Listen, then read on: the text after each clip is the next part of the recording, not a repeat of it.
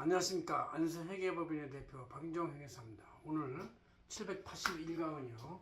중소기업의 재무제표의 유형적, 전형적인 모습하고 그 계정별로 검토할 쟁점만 알아보겠습니다.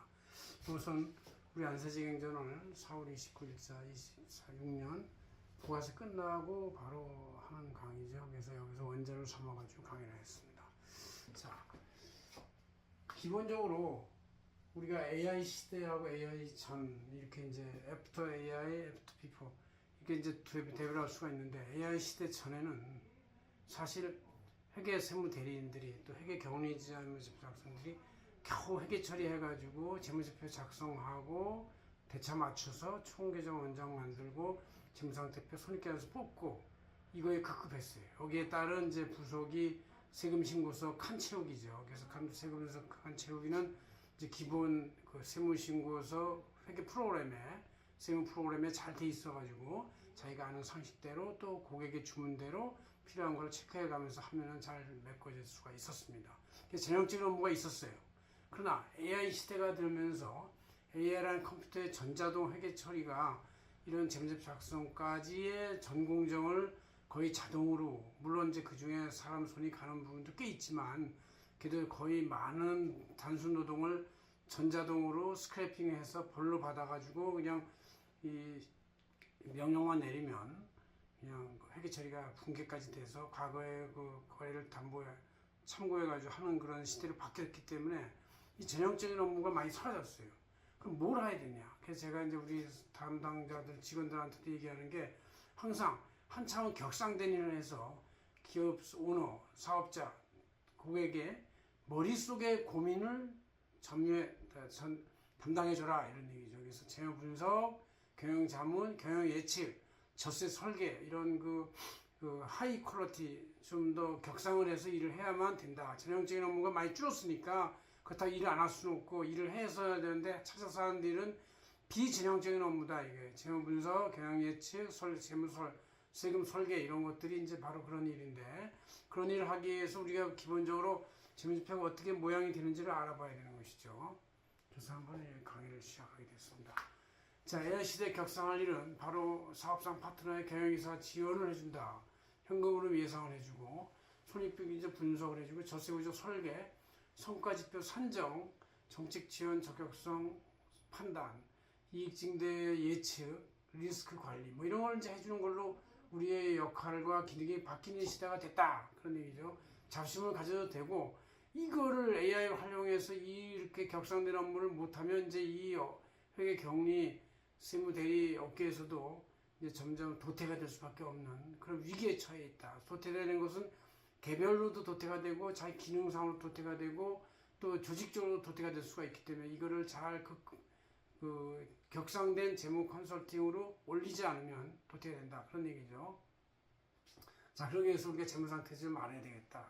자, 재무상태표는 기본적으로 이렇게 이제 왼쪽 오른쪽이 똑같게 나오죠. 그래서 외부부터 조달된 자금이 매입 재무가 있고 차입금들 단기 차입금, 외부 장기 차입금이 있고 자기 자본이 있고 이런 것들이 이제 이렇게 왼쪽에 있는 자산의 여러 가지 항목을 구성하게 되는데 보통 자기 자본을 충실하게 나와서 이걸로 유형자산 생산설비를 구입하고 그다음 장기적으로 누적된 예금 같은 것이 외부 차입하고 대응돼서 이 쿠션을 그러니까 유동성 레버리지 위험에 대비해서 항상 적정의 유동 예금을 갖고 있어야 되고 외부 차입과 매입 채무를 통해서 이제 재고자산과 매출채권, 현금 예금 이렇게 이제 갖게 되는 것이죠.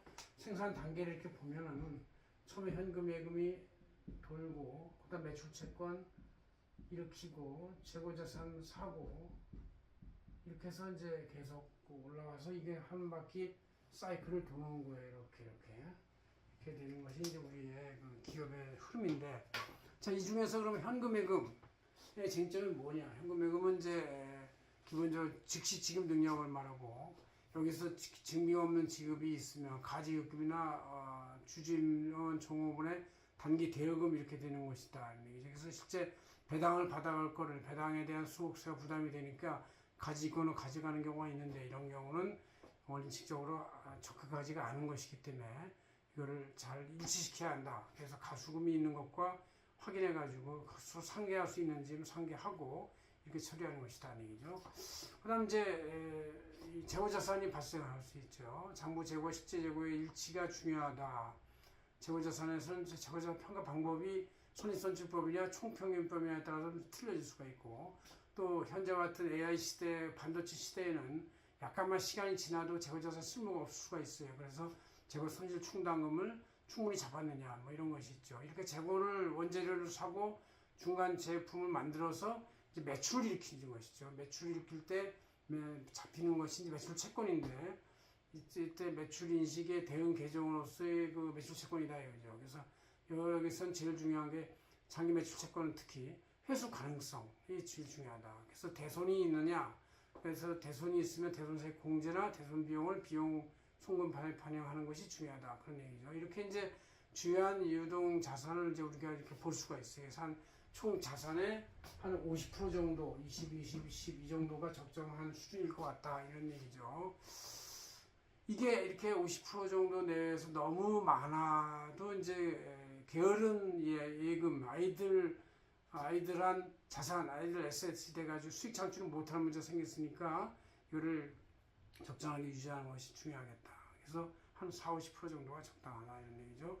그 나머지 이제 좀 더 장기 예금으로서 이 축적액이 있으면, 이 배당을 하지 않으면 이제 축적액을 비유동 금융예금으로 가지게 되는 얘기죠. 그래서 1년 2개월 예금 자산이 되는 것이다. 유동성 위기에 항상 준비 자금이 되는 것이다 그런 얘기고, 그다음 이제 생산 설비가 있죠. 유형자산, 취득원가 입증을 해야 되고, 유형자산을 이제 회사의 자기 자금이 적은 경우는 금융리스를 통해서 조달하고 운용리스를 하기도 하고, 또 이때 그 유형자산의 계열은 수선 유지비가 자본적 취지나 수익적 취지에 따라서 단기 손익의 영향이 크게 차이가 나니까 이거를 잘 판단해야 된다 이런 얘기죠. 감가상각 방법도 정액법 같이 꾸준히 감가상각이 되는 게 있고, 전율법 같이 초과 가속상각이 되는 게 있는데, 가속상각이 되는 것은 이익이 잘 나는 회사들은 빨리빨리 감가상각을 해서 비용화시켜가지고 하는 방법이 있다 그런 얘기죠. 그래서 이것은 전략적 판단에 따라서 선택하면 되겠다 그런 얘기죠.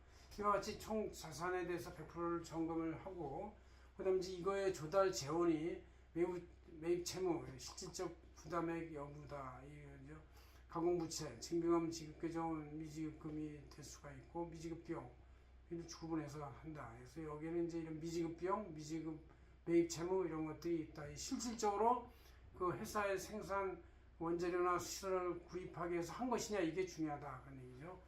외부 차입은 외부 금융회사에서 조달 금액이다. 이자의 지급 여부, 이자 율이 중요하고, 또 담보 제공 여부에 따라서 더 중요하다. 경우에 따라서는 대표자가 직접 자기 보증을 통해서 외부 차입을 하기도 한다는 얘기죠. 그래서 그렇게 될 때는 대표자 가수금의 출자 전환을 통해 가지고 차입금 비율을 줄이는 것도 하나의 고민해볼 쟁점이다 이런 얘기죠. 그럼 자기자본. 자기자본은 처음에는 이제 법인설 초기에는 불입자본금으로서 불입한 돈이 되겠지만, 회사가 계속 이익으로 운영이 될 때는 이익잉여금의 축적액 배당하지 않고 남아있는 그 이익자산이 바로 이익잉여금이 되고, 또 때때로 자본거래가 있으면 자본잉여금이 있어가지고 이거를 구성하는 것이다 는 얘기죠. 그 자본잉여금에는 합병차익, 감자차익, 주식발행 추가금 이런 게 있을 수 있다는 얘기죠. 이런 것이 적절히 부여되어 있으면 자기자본이 충실한 돈으로 충분히 그 회사의 생산시설을 다 감당하고도 돈 많을 수가 있어. 이거 많을수록 좋은 것이죠. 근데 너무 많으면 또 그만큼 이제 배당 압력에 시달리고 또 배당을 해야 될지도 모르기 때문에 중요하다 그런 얘기죠.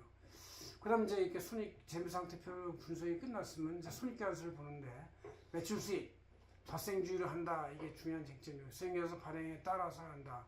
그럴 때 이제 매출액에 대해서 항상 SNS 매출 총액을 반영하는데, 그 SNS 방식에 의한 각종의 판매 수수료, 지급 수수료, 플랫폼 수수료 같은 거 지급 수수료 차감 표시한다는 얘기죠.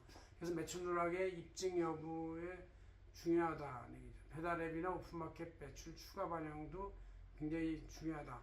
이게 잘 모를 수가 있어요. 이것이 들어오는 원칙이 다르기 때문에. 그럴 때 우리가 오픈마켓에서 그 매출 인식 방법을 연구해가지고 제대로 총액 반영할 것이냐, 수액 반영할 것이냐 이걸 생각해야 되겠다.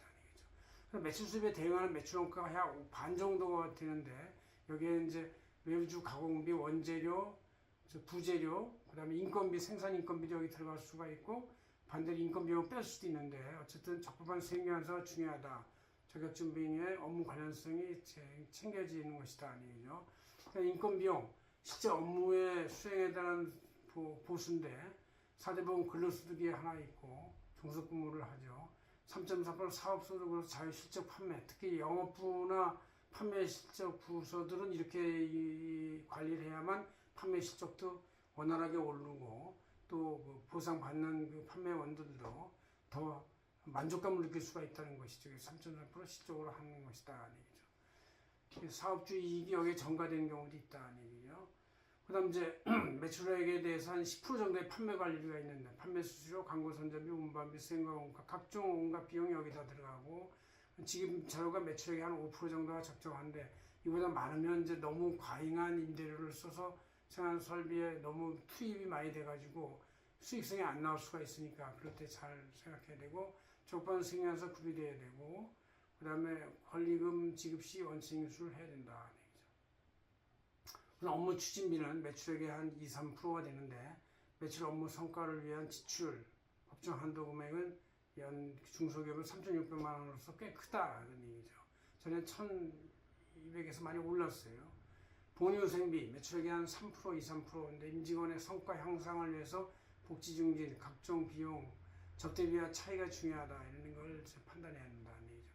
금융비용 4% 정도가 되는데 은행 차입금도 외부 조달 비용에 대한 지급이자 수수료 등이다. 매출 할인 같은 것도 여기다 금융 비용에 가산한다. 이 금융 비용은 자기 자본이 충분하면 외부 차입이 없으면 덜 나가거나 안 나갈 수도 있어요. 그렇게 되면 세전수익 6%, 5%하고 더해가지고 총 10%의 세전수익이 나올 수 있는데 어쨌든 세전수익은 보통 5% 내지 6%다. 대기업은 평균 8% 내외고 중소기업은 금융비용 증가 때문에 항상 더 낮아질 수가 있다. 5%, 4%, 3%는 내려가는데 금융비용이 줄으면 이 세전수익이 좀 더 나오고 하는 그런 양당 간의 관계에 있다. 이렇게 보시면 되겠습니다. 이렇게 해서 우리가 여러분 중소기업 재무제표에 나와 있는 계정가공표의 대충의 그 구성하고 그것의 구성 비율, 쟁점이 뭔지 이런 걸 한번 알아봤습니다.